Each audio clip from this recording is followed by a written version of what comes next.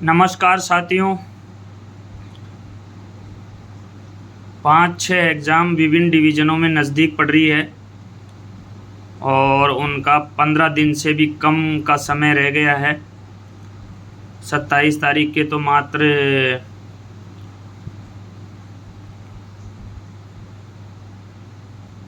10 दिन भी नहीं बचे हैं।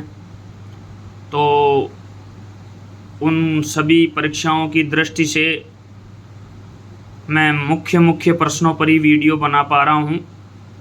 मैं एक विश्लेषण टाइप टॉपिक पे वीडियो नहीं बना पा रहा हूँ। मैं ओनली ऐसे वीडियो ही बना पा रहा हूँ जो जिनकी एग्ज़ाम नज़दीक है और जिनकी परीक्षा नज़दीक है, उनका समय बहुत ही कम रह गया है। 10 से 15 दिन 20 दिन रह गया है और 27 तारीख 31 तारीख 15 तारीख के दिन अब ज़्यादा दिन नहीं रहे हैं। तो मैं उन लोगों की दृष्टि से स्पेशल वीडियो बना रहा हूँ। तो वो उनको देखना बहुत ज़रूरी है और उनके लिए ही स्पेशल वीडियो बनाए जा रहे हैं। फ़ोन आ रहे हैं और मैसेज भी आ रहे हैं व्हाट्सएप पर कि सर हमारे बहुत कम दिन रह गए हैं, हमें क्या पढ़ना चाहिए क्या नहीं पढ़ना चाहिए। हम आपका जो मटेरियल और सिलेबस है वो तो बहुत बड़ा है, उसके लिए तो साल भर चाहिए, 1 साल चाहिए। आप हमें वीडियो में ऐसे कम से कम ऐसे वीडियो बनाएं जो हम 10-15 दिन में उसको देख के हमें ज़्यादा से ज़्यादा फ़ायदा मिले।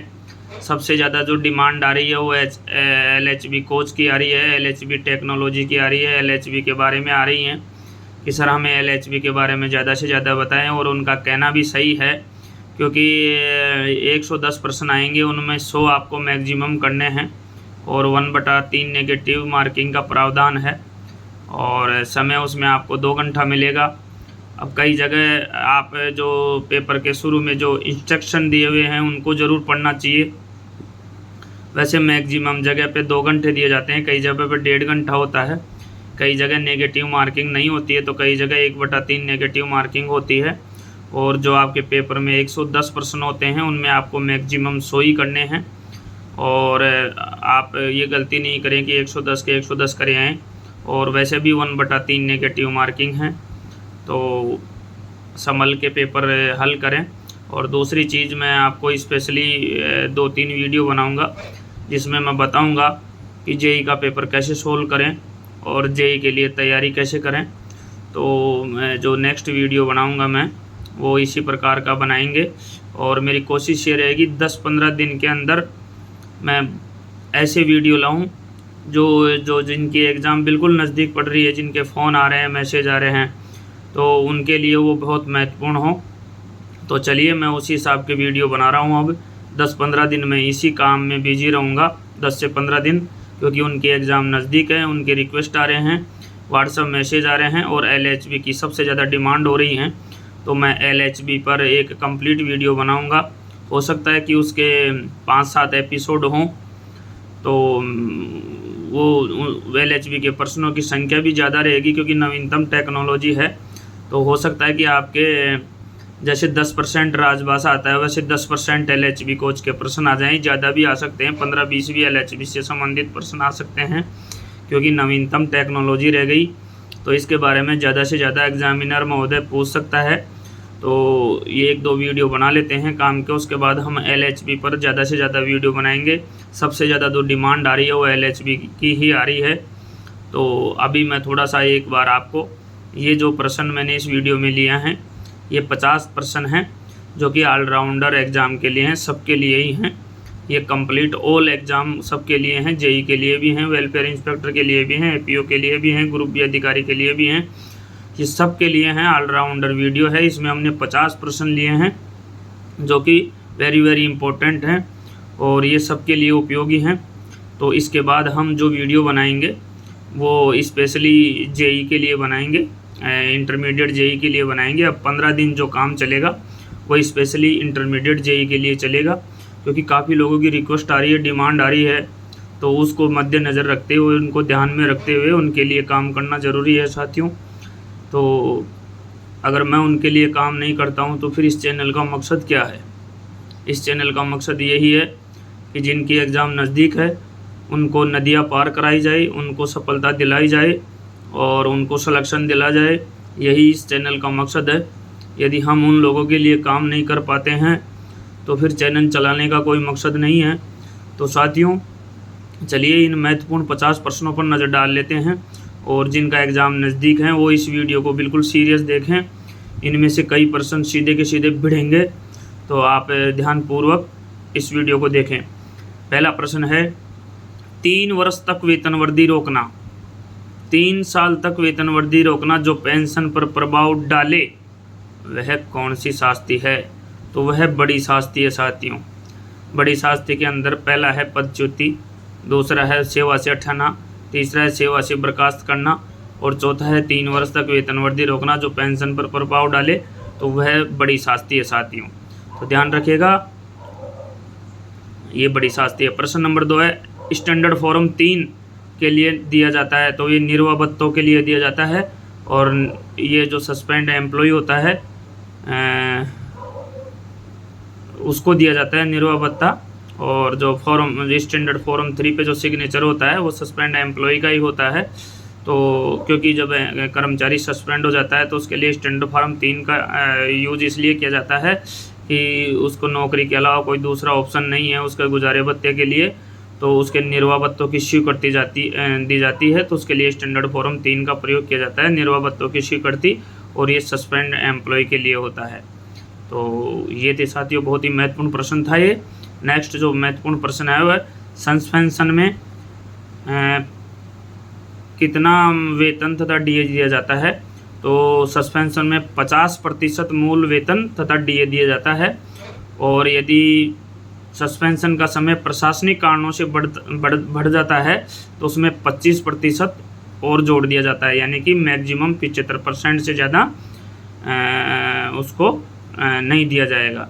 यदि प्रशासनिक कारणों से सस्पेंशन का समय बढ़ जाता है या बढ़ा दिया जाता है तो उसमें उसको कर्मचारी को सस्पेंड कर्मचारी को लास्ट पे का 50% के साथ 25% और जोड़ दिया जाता है, यानी कि मैक्सिमम 75% से ज़्यादा नहीं दिया जा सकता है, तो मैक्सिमम 75% कर दिया जाता है। लेकिन ये किस कंडीशन में किया जाता है? जब सस्पेंशन का टाइम बढ़ाए जब। लेकिन जब तक सस्पेंशन में है, जो इसका लिमिट पीरियड है सस्पेंशन, तो उसमें जो लास्ट पे का 50% दिया जाता है, तो आप 50% रख लीजिएगा। और यदि आपसे ये पूछे कि प्रशासनिक कारणों से यदि सस्पेंशन का समय बढ़ता है तो कितना प्रतिशत मूल वेतन तथा डीए में जोड़ दिया जाता है, तो 25% और जोड़ दिया जाता है।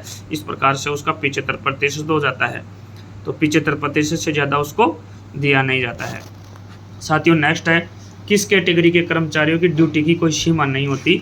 तो मैं आपको बता दूँ, ये HOAR का प्रश्न है।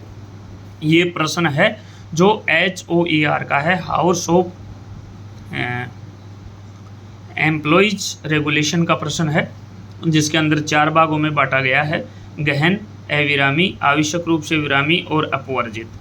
तो यहाँ जो आपका आंसर होगा वो अपवर्जित होगा, ध्यान रखिएगा, अपवर्जित होगा। अंग्रेजी में बात करें इंटेंसिव और कंटिन्यूस सतत, और एक्सक्लूडेड अपवर्जित या बहिष्कृत, और EI एसेंशियल, तो आवश्यक रूप से विरामी। तो यहाँ जो आपका आंसर होगा वो एक्सक्लूडेड होगा, गह अपवर्जित।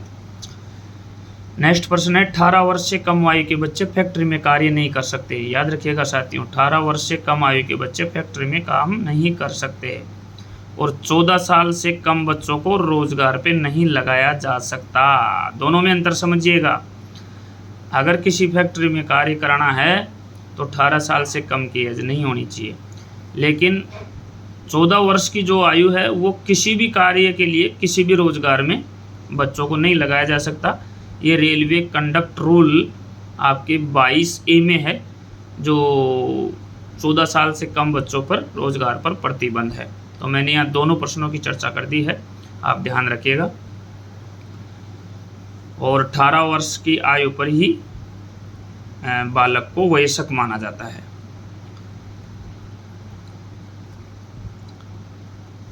कल्याण निरीक्षक किस विभाग के अधीन कार्य करता है? यहाँ वेलफेयर इंस्पेक्टर की बात है साथियों।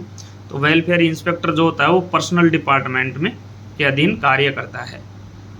एक माह में कितनी LAP चार्ज होती है? तो आप अब लगा लो, आप 1 साल में मिलती है आपको 30 LAP, और ये मिलती है आपको जनवरी से जून तक तो मिलती है 15 LAP, यानी 6 महीने की 15 LAP। और फिर आपको मिलती है जुलाई से दिसंबर तक की फिर 15 LAP। तो एक कैलेंडर वर्ष में आपको 30 LAP मिलती है। तो ये पूछ रहा है कि एक दिन के अंतर्गत एक महीने में माह लिखा हुआ है, तो एक माह में कितनी LAP बनती है। तो अब आप ऐसे कीजिए, आपको जनवरी से जून तक 15 LAP मिलती है, यानी 6 महीने की 15 LAP मिलती है। तो 15 में 6 का भाग लगा दीजिए। तो जब आप 15 में 6 का भाग करेंगे तो 2.5 दिन आ जाएगा। तो ये 2.5 माह के हिसाब से चार्ज होती है। नेक्स्ट है, रोजगार में लगे लोग एक साथ मिलकर काम बंद करते हैं तो उसे क्या कहते हैं, उसे हड़ताल कहते हैं। जैसे फैक्ट्री में सारे लोग मिल जाएं, उनमें एकता हो जाए, और एकता के साथ वो अगर हड़ताल कर दें, यानी काम करना बंद कर दें, तो वो हड़ताल कहलाती है, वो हड़ताल कहलाती है। जैसे मान ली किसी फैक्ट्री में 1000 आदमी काम करते हैं, उनमें एकता हो जाती है और सब मिलके काम करना बंद कर देते हैं, तो उसे हड़ताल बोला जाता है। तो कर्मचारी हड़ताल कर सकते हैं, वर्कर हड़ताल कर सकते हैं। तो यहाँ एक चीज़ और मैं बता दूँ, एक प्रश्न और बनता है कि हड़ताल और तालाबंदी में क्या अंतर है। तो हड़ताल और तालाबंदी में हड़ताल और तालाबंदी में अंतर ये है कि हड़ताल तो कर्मचारियों द्वारा की जाती है और तालाबंदी नियोक्ता द्वारा की जाती है, यानी जो कंपनी का मालिक होता है उसके द्वारा तालाबंदी कर दी जाती है। तो नेक्स्ट है प्रश्न नंबर 9, सामान्य कटौतियाँ मैक्सिमम कितने प्रतिशत तक हो सकती है। तो सामान्य कटौतियाँ मैक्सिमम 50% तक हो सकती है, इसके ऊपर नहीं जाती है। कारखाना कानून में ओवर टाइम के घंटे एक सप्ताह में 50 से अधिक नहीं हो सकते। कारखाना कानून में ओवर टाइम के घंटे एक सप्ताह में 50 से अधिक नहीं हो सकते। नेक्स्ट प्रश्न है साथियों, 11 नंबर का प्रश्न है,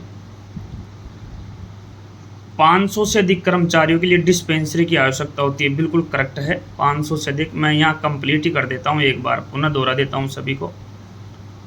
आप ये ध्यान रखिएगा, यदि किसी कारखाने में 1000 आदमी हैं तो वहाँ CSO की नियुक्ति होगी, यानी CSO की मतलब चीफ सेफ्टी ऑफिसर। जो चीफ सेफ्टी ऑफिसर होता है उसकी नियुक्ति, चीफ सेफ्टी ऑफिसर की नियुक्ति 1000 आदमियों पर होती है। और 500 आदमियों पर एम्बुलेंस की व्यवस्था होती है, डिस्पेंसरी की व्यवस्था होती है और कल्याण निरीक्षक की, वेलफेयर इंस्पेक्टर की नियुक्ति होती है। 250 आदमियों के लिए कैंटीन की व्यवस्था की जाती है, 150 के लिए फर्स्ट एड बॉक्स की व्यवस्था की जाती है। और यदि कारखाने में 30 या 30 से अबव महिलाएं हैं तो उनके लिए पालनाघर, बाल शिशु गृह की व्यवस्था होती है, जिसमें बच्चे को रखा जाता है और बीच बीच में माँ आकर के बच्चे को दूध पिलाए। तो ये छोटे बच्चों के लिए, तो ये चीज़ इसमें ये है। तो यहाँ जो प्रश्न है वो प्रश्न ये है कि कितने कर्मचारियों के लिए डिस्पेंसरी की आवश्यकता होती है। तो 500 कर्मचारियों के लिए डिस्पेंसरी की आवश्यकता होती है। अगर एम्बुलेंस के पूछे लिए तो भी 500 कर्मचारी आएंगे, और कल्याण निरीक्षक की नियुक्ति के लिए पूछे तो भी 500 वर्कर या 500 कर्मचारी आएंगे। तो ये 500 की लिमिट है। तो इसके लिए 3 चीज़ें याद रखिए, 500 पर डिस्पेंसरी, कल्याण निरीक्षक और एम्बुलेंस, ये 500 पर है। 150 पर फर्स्ट एड बॉक्स है और 250 पे कैंटीन है, 1000 पे CSO है, चीफ सेफ्टी ऑफिसर। नेक्स्ट प्रश्न है, कुल 300 LAP छुट्टियों का रिटायरमेंट पर इनकेसमेंट हो सकता है। बिल्कुल करेक्ट है, 300 छुट्टियों का जब आप सेवानिवृत्त होते हैं तो आपके पास 300 LAP होनी चाहिए। यदि आपने 300 से ज़्यादा जोड़ी हैं तो जोड़ती नहीं है, ऑटोमेटिक लैप्स हो जाती हैं। और जब आप सेवानिवृत्त होते हैं तो 300 LAP का ही नकदीकरण किया जाता है। यहाँ मैं बता दूँ, 7 पे कमीशन के अनुसार यदि आप 300 छुट्टियाँ नहीं जोड़ पाते हैं, तो जैसे मान लीजिए आपने 150 LAP जोड़ रखी है, तो 150 HLAP मिला के 300 का छुट्टियों का भुगतान आपका कर दिया जाएगा। ये नया नियम आ गया है 7 पे कमीशन में। और यदि आपके 300 प्लस जारी हैं तो लैप्स हो रही हैं, तो एक बार और बता दूं मैं आपको, आप बीच में भी छुट्टियों का नकदीकरण करा सकते हैं, लेकिन वो मैक्सिमम 60 LAP का नकदीकरण करा सकते हैं। और उसमें शर्त यह है कि हर 2 साल के गैप पे, हर 2 साल के अंतर पे, हर 2 साल के गैप पे आप 10-10 छुट्टियों का नकदीकरण करा सकते हैं। यानी 10-10 छुट्टियों का 6 बार नकदीकरण करा सकते हैं। एक बार में 60 का नहीं करा सकते, एक बार में 10 LAP का नकदीकरण करा सकते हैं प्रत्येक 2 वर्ष के अंतराल पर। तो 10-10 के हिसाब से 6 बार आप, यानी कि 2 वर्ष के अंतराल पे आप 10-10 का छुट्टियों का नकदीकरण करा सकते हैं। और यदि LAP आपके पास बहुत ज़्यादा हो रही हो तो आप नकदीकरण करा सकते हैं। हर 2 साल पे 10 छुट्टियों का नकदीकरण करा सकते हैं, 10 LAP का। तो इसमें ये ध्यान रखना है कि कम से कम आपके अकाउंट में 40 LAP का होना ज़रूरी है, जब जाके 10 छुट्टियों का नकदीकरण होगा।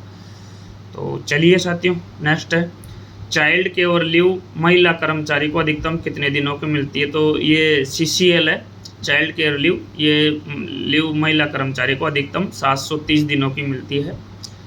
सिल्वर पास यहाँ पर SAG अधिकारी को मिलता है। आपके जो CWM होता है कारखाने का, उसको सिल्वर पास मिलता है, और डिवीज़न में जो DRM साहब होते हैं उसको सिल्वर पास मिलता है। और ये दोनों ही SAG ग्रेड के अधिकारी होते हैं, ध्यान रखिएगा। ग्रुप C कर्मचारी को स्कूल पास 3 सेट फुल सेट और 6 हाफ सेट स्वीकृत होते हैं। एक बार मैं पुनः आपको इस प्रश्न को रिपीट कर दूं। जो ग्रुप C कर्मचारी होता है उसको स्कूल पास के 3 फुल सेट और 6 हाफ सेट स्वीकृत होते हैं। और जब तक बच्चा 18 साल का नहीं होता है तब तक अभिभावक का पास में नाम जोड़ सकते हैं। कम से कम 20 कामगार बिना पावर के कारखाना अधिनियम के लिए आवश्यक हैं, ध्यान रखिएगा साथियों। और 10 कामगार पावर सहित आवश्यक हैं, यानी 10 आदमी पावर सहित और 20 आदमी बिना पावर के, ये मिनिमम किसी कारखाने के लिए आवश्यक है। रेलवे सेफ्टी कमीशन का मुख्यालय, रेलवे सेफ्टी कमीशन का मुख्यालय दिल्ली में स्थित है, ध्यान रखिएगा। कर्मचारी के सबसे, देखो यहाँ एक चीज़ ध्यान रखना है, कर्मचारी के सबसे 2 बड़े जीवित बच्चे, देखो एक बार फिर रिपीट कर रहा हूँ, कर्मचारी के सबसे बड़े 2 जीवित बच्चे, यहाँ जीवित शब्द लगाना बहुत ज़रूरी है। कर्मचारी के 2 कर्मचारी के सबसे बड़े 2 जीवित बच्चों की ट्यूशन फीस मिलती है। एक बच्चे की पूरे शैक्षणिक ईयर के लिए 1 साल के लिए 27,000 रुपये मिलती है, 2 बच्चों के लिए आपके ये 54,000 हो जाएगी। नेक्स्ट है कठिन और थका देने वाला एकाग्रता का काम कार्यकाल नियम HOAR में कार्य है, तो वो गहन है। जो गहन के लिए इंटेंसिव बोलते हैं, इसके लिए 42 घंटे होते हैं। और ये कठिन और थका देने वाला एकाग्रता का काम होता है, और ये HOAR से संबंधित प्रश्न है। और ये 4 प्रकार के होते हैं, गहन और सतत, आवश्यक रूप से विरामी और अपवर्जित या एक्सक्लूडेड। अंग्रेजी में बोले तो इंटेंसिव, कंटिन्यूस और EI और एक्सक्लूडेड। तो यहाँ जो कठिन और थका देने वाला एकाग्रता का काम है वो गहन इंटेंसिव है। इसके कार्य के घंटों की सीमा 42 घंटे हैं, बाकी सभी की 48 घंटे हैं। कारखाने में कितने आदमियों पर कैंटीन होनी चाहिए, तो 250 आदमियों पर है, ये मैं आपको कई बार बता चुका हूँ। बाहरी स्टेशन पर ट्रांसफ़र करने में ज्वाइनिंग समय मिलता है। यहाँ मुझे फिर व्याख्या की ज़रूरत पड़ गई है साथियों।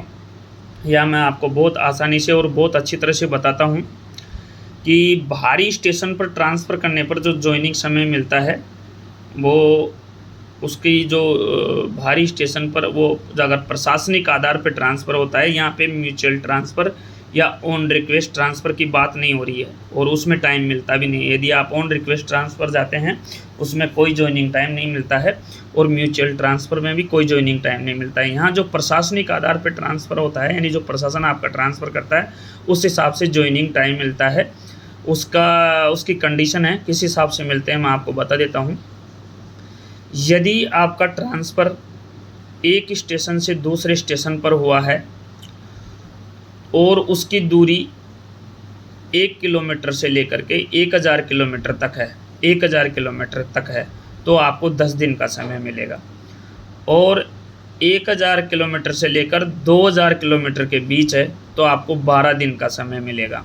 और यदि 2000 से अबोव है तो आपको 15 दिन का ज्वाइनिंग टाइम मिलेगा।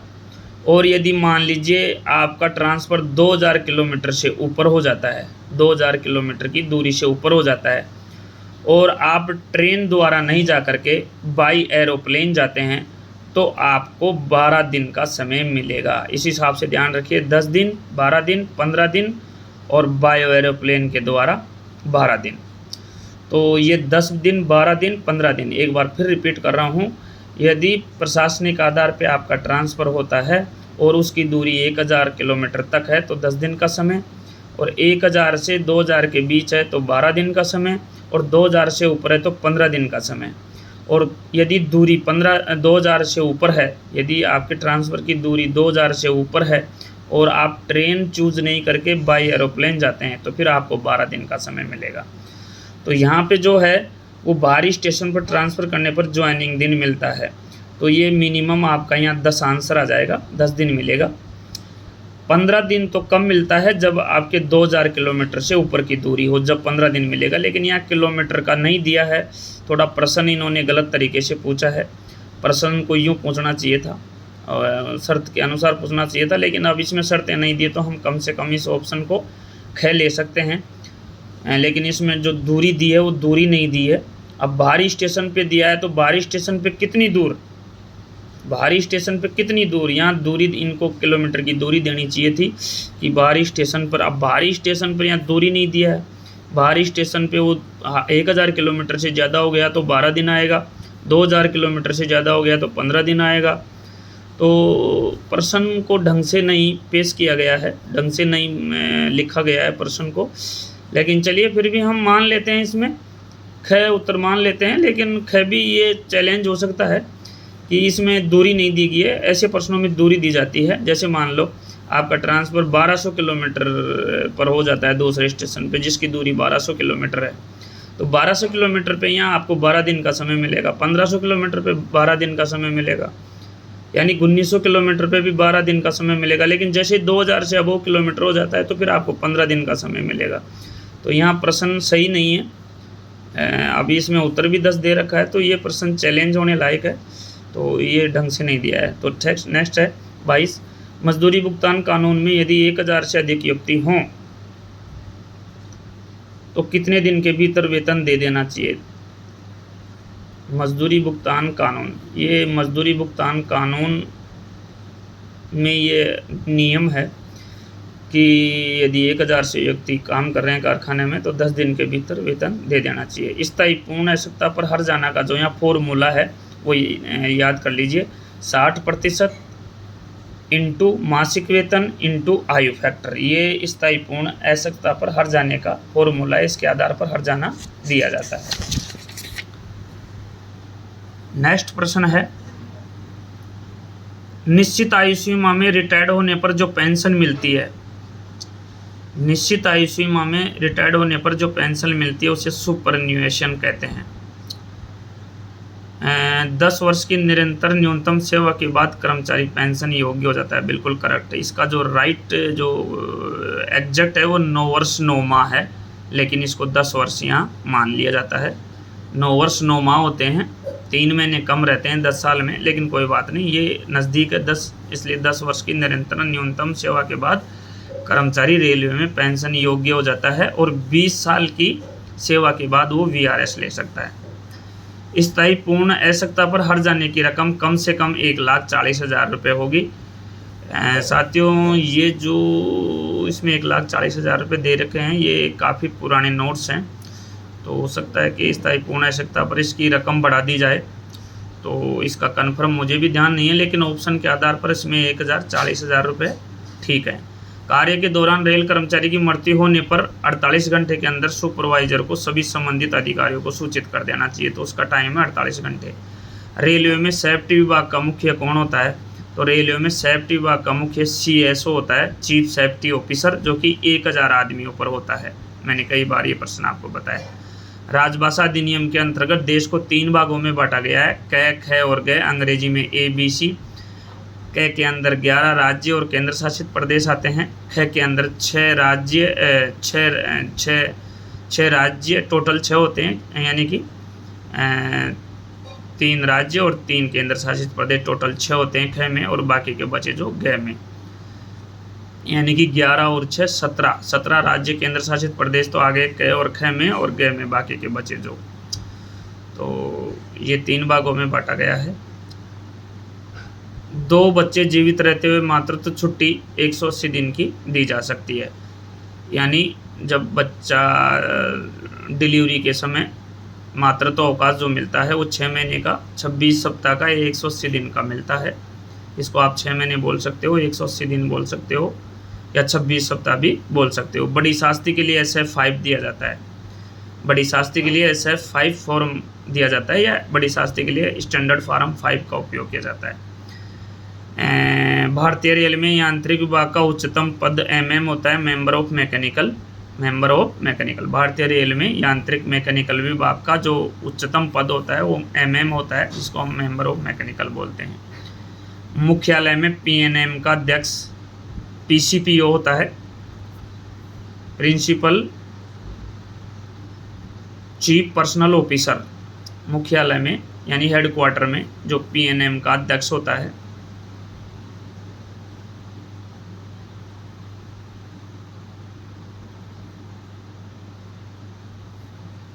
PNM का जो अध्यक्ष होता है वो चीफ पर्सनल ऑफिसर होता है, PCPO होता है PNM का अध्यक्ष। इसको साथियों एक बार आप कंफर्म कर लीजिएगा। PNM परमानेंट नेगोशिएटिंग मशीनरी का हेडक्वार्टर लेवल पे अध्यक्ष पूछ रहा है, इसको एक बार आप कंफर्म कर लीजिएगा। मुझे थोड़ा डाउट हो रहा है क्योंकि वहाँ पे PNM का अध्यक्ष PCPO GM महोदय, सचिव, अध्यक्ष और सचिव। तो PNM का अध्यक्ष आप इसको कंफर्म कर लीजिएगा। अभी इस प्रश्न को पेंडिंग रखते हैं क्योंकि मुझे सस्पेंस हो रहा है, तो मैं नहीं चाहता कि एकदम मैं आपको इसको मार्क कर दूं। नेक्स्ट है, ग्रुप C कर्मचारी को वर्ष 30 दिनों की सवेतनिक अवकाश मिलती है। बिल्कुल सही है। ग्रुप C कर्मचारी को एक साल में 30 LAP मिलती है, जो कि 2 बार में मिलती है, 15-15 के टुकड़ों में मिलती है। जनवरी से जून तक 15 और जुलाई से दिसंबर तक 15, तो एक कैलेंडर वर्ष में 30 LAP मिलती है। आप ये बहुत अच्छी तरह से जानते हैं। और नेक्स्ट है AAC। AAC क्या होता है? स्टॉक आइटम होता है। ये स्टोर से संबंधित क्वेश्चन है साथियों। AAC ये जो स्टॉक आइटम AAC होता है, जो स्टॉक आइटम होता है। PL number 8 number PL number जो होता है वो 8 अंकों का होता है, और लास्ट का अंक होता है जो इसमें 6 डिजिट अंक होता है। ये स्टोर का प्रश्न है। ये भी सस्पेंशन एक बड़ी शास्ती है, छोटी शास्ती है, अति लघु? नहीं, सस्पेंशन कोई भी शास्ती नहीं है। सस्पेंशन न तो बड़ी शास्ती है, न छोटी शास्ती है, न अति लघु शास्ती है। ये सस्पेंशन एक शास्ती नहीं है। स्टॉक आइटम का ड्रोल इशू टिकट फार्म द्वारा किया जाता है, और जो इसमें DS 8 है वो कंडम सामान के लिए आता है, यानी कंडम सामान को वापस स्टोर में भेजना। ये स्टॉक आइटम का कंडम सामान के लिए DS 8 का यूज किया जाता है। और यहाँ स्टॉक आइटम का ड्रोल की बात कर रहा है तो इशू टिकट फॉर्म द्वारा किया जाता है। कारखानों में CL 8 मिलती है और ओपन लाइन पे 10 मिलती है, और यदि विकलांग कर्मचारी है तो उसको 4 CL एक्स्ट्रा मिलती है। मैटरनिटी लीव 6 महीने की मिलती है। इसको चाहे आप 180 दिन कह सकते हैं, या 26 सप्ताह कह सकते हैं, या 6 महीने कह सकते हैं, या 180 दिन कह सकते हैं। ARE की नियुक्ति इंक्वायरी ऑफिसर के द्वारा की जा सकती है। ARE की नियुक्ति ये डिसिप्लिन एंड अपील रूल का प्रश्न है, तो वो इंक्वायरी ऑफिसर के द्वारा की जाती है। सुपरवाइजर एक मध्यम दर्जे का, मतलब सुपरवाइजर एक मध्यम स्तर का प्रबंधक है, यानी ये प्रशासन का एक तरह से खलासी होता है, और प्रशासनिक लेवल पे एक तरह का एक खलासी होता है। ये एक सुपरवाइजर होता है जो मध्यम यानी स्तर का प्रबंधक होता है। ये मैनेजमेंट में आ जाता है, तो ये प्रशासन का एक तरह से खलासी होता है। और ये एक बीच की पोस्ट है, नीचे वर्कर से जुड़ी रहती है, ऊपर अधिकारियों से जुड़ी है। तो ये बीच की कड़ी है, प्रशासन और वर्कर के बीच की कड़ी है एक तरह से ये, और ये प्रबंधक की श्रेणी में आता है। तो ये एक मध्यम स्तर का प्रबंधक है।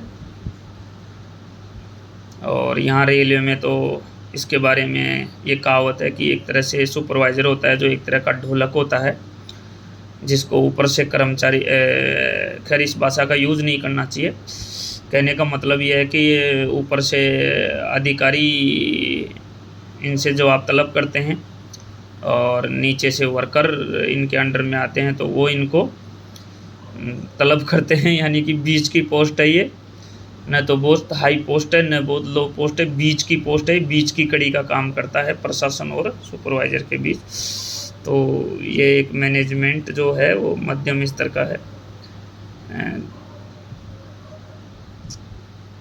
सुपरवाइज़र मध्यम स्तर का प्रबंधक है। चलो ठीक है। स्टडी लीव 5 साल की सेवा के बाद दी जाती है। जो कर्मचारी होता है उसको 2 वर्ष की स्टडी लीव मिलती है और एक बार में वो 1 साल की स्टडी लीव सेक्शन करा सकता है। तो 2 बार में उसको ये जो 24 महीने की स्टडी लीव मिलती है, 2 साल की स्टडी लीव मिलती है, उसको 2 बार सेक्शन करानी पड़ती है। 12-12 महीने की 2 बार में सेक्शन करानी पड़ती है। और ये रेलवे में 5 साल की सर्विस के बाद स्टडी लीव मिलती है। महाराष्ट्र राजभाषा के ख क्षेत्र के अंतर्गत आता है। ख क्षेत्र वाले मैं बता देता हूँ साथियों आपको, पंजाब, गुजरात, महाराष्ट्र, चंडीगढ़, दमन दीव समूह और दादर नगर हवेली। तो महाराष्ट्र आपके राजभाषा के ख क्षेत्र में आता है। नेक्स्ट है सर्विस कंडक्ट रूल के उल्लंघन से DNDR लागू होता है। जोनल रेलवे के यांत्रिक विभाग का मुखिया PCME होता है, principal chief mechanical engineer. RSP rolling stock production स्वीकृत करने के लिए रेलवे बोर्ड अधिकृत है। 14/2 नियम के अंतर्गत कर्मचारी को बिना चार्जशीट दिए नौकरी से निकाला जा सकता है। वेरी वेरी इंपॉर्टेंट प्रश्न साथियों, वेरी वेरी इंपॉर्टेंट, ध्यान रखिएगा। 14/2 नियम के अंतर्गत कर्मचारी को बिना चार्जशीट दिए नौकरी से निकाला जा सकता है। स्टडी लीव 240 दिनों की दी जा सकती है। नहीं, स्टडी लीव तो 24 मंथ की दी जा सकती है, 2 साल की दी जा सकती है। ये गलत है, ऑप्शन भी गलत है। मैं बता दूं आपको, स्टडी लीव रेलवे में 5 साल की सेवा के बाद मिलती है, जो कि 24 महीने की मिलती है, या इसको कह सकते हैं 2 साल की मिलती है। और उसको 2 टुकड़ों में 12-12 महीने की यानी 1-1 साल की 2 टुकड़ों में सेक्शन करानी पड़ती है। तो और ये रेलवे में 5 साल की सर्विस के बाद मिलती है। ये प्रश्न गलत है, नहीं प्रश्न तो सही है, उत्तर गलत है। बजट का अगस्त रिव्यू किया जाता है, तो ये अगस्त में किया जाता है। रेलवे के संपूर्ण खर्च को 16 डिमांड्स में बांटा गया है। बजट का फाइनल मॉडिफिकेशन जनवरी में बनाया जाता है। जो बजट का फाइनल मॉडिफिकेशन बनाया जाता है वो जनवरी में बनाया जाता है। कार्य के दौरान नशे की हालत में दुर्घटना में मृत्यु होने पर न्यूनतम क्षतिपूर्ति 1.2 लाख रुपए। ये थोड़ा सेट पुराना है साथियों, तो इसमें 1.2 लाख रुपए दे रखा है, तो इसका एक बार और कंफर्म कर लेना क्योंकि ये काफ़ी पुराना सेट है। स्टाफ बेनिफिट फंड का मुख्यालय में अध्यक्ष CPO होता है। स्टाफ बेनिफिट SBF होता है, उसका जो हेडक्वार्टर में जो अध्यक्ष होता है उसका CPO होता है, chief personnel officer. Condemn material को DS8 फोरम द्वारा स्टोर को भेजा जाता है। ये प्रश्न मैंने पहले भी आपको बता दिया, इसी सेट में बता दिया है। तो कंडम जो मटेरियल होता है वो DS8 को फर्म द्वारा स्टोर में भेजा जाता है। JCM का मुख्यालय स्तर पर अध्यक्ष कौन होता है? तो JCM का मुख्यालय स्तर पर अध्यक्ष कौन होता है? तो साथियों मेरी एक एडवाइस है कि जो प्रेम है, PNM है और JCM है, इनके तीनों लेवल पर, डिवीज़न लेवल पर, हेडक्वार्टर लेवल पर और रेलवे बोर्ड पर अध्यक्ष और सचिव ये दोनों रट लीजिएगा। ये मैं अलग से वीडियो भी लेके आऊँगा जिसमें ये प्रश्न रहेगा कि प्रेम का अध्यक्ष DRM डिवीज़न लेवल पे, हेडक्वार्टर लेवल पे, और ये टोटल मेरे हिसाब से 3-3-6 यानी प्रेम के 6, PNM के 6 और JCM के 6, ये 18 प्रश्न बनेंगे। तो इन 18 प्रश्नों का मैं एक सेट बनाऊंगा, उसमें इस प्रश्न को लेके आऊँगा। तो आपको ये प्रेम के भी याद रहने चाहिए कि डिवीज़न लेवल पे अध्यक्ष कौन होता है, सचिव कौन होता है। प्रेम का जो हेडक्वार्टर लेवल पे अध्यक्ष कौन होता है, सचिव कौन होता है। प्रेम का रेलवे बोर्ड लेवल पर अध्यक्ष कौन होता है, सचिव कौन होता है। उसी प्रकार PNM का याद रखना चाहिए, उसी प्रकार JCM का याद रखना चाहिए। तो यहाँ CM ही नहीं है, CPO भी नहीं है, वेलफेयर ऑफिसर भी नहीं है, इनमें से कोई नहीं है।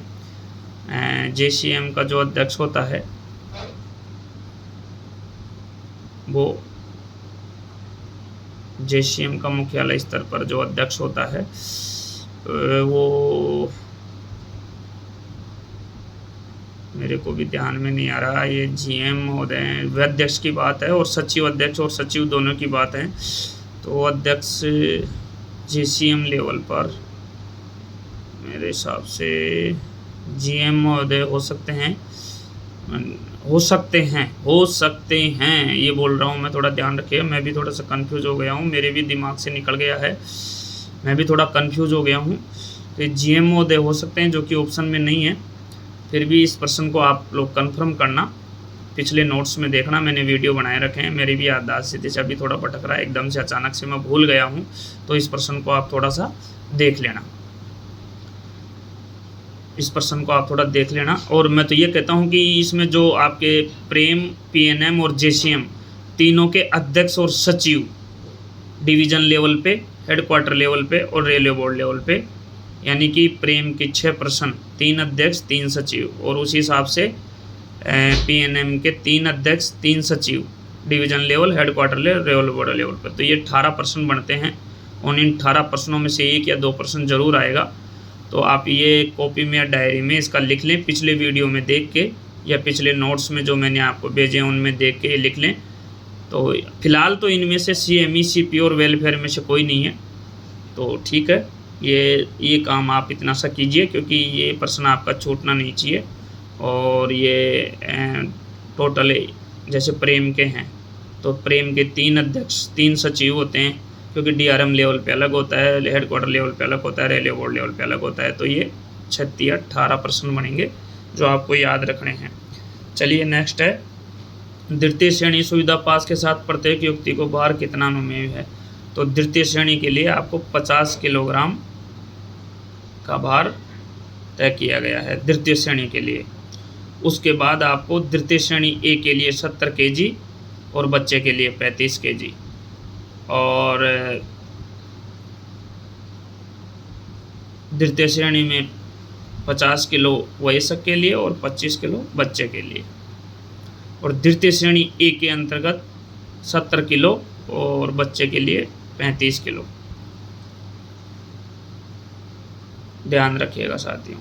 तो ये था आपका महत्वपूर्ण प्रश्नों का वीडियो, जो कि कंप्लीट हो चुका है। Thanks for watching this video. नमस्कार, धन्यवाद साथियों। ये जो JCM और PNM और अध्यक्ष का है, इसका हम एक वीडियो लेके आएंगे, उसमें 18 प्रश्न होंगे और 18 में से 1-2 आते हैं, तो उसके लिए एक अलग से वीडियो बनाया जाएगा। Thanks very much, thanks for watching this video. धन्यवाद साथियों।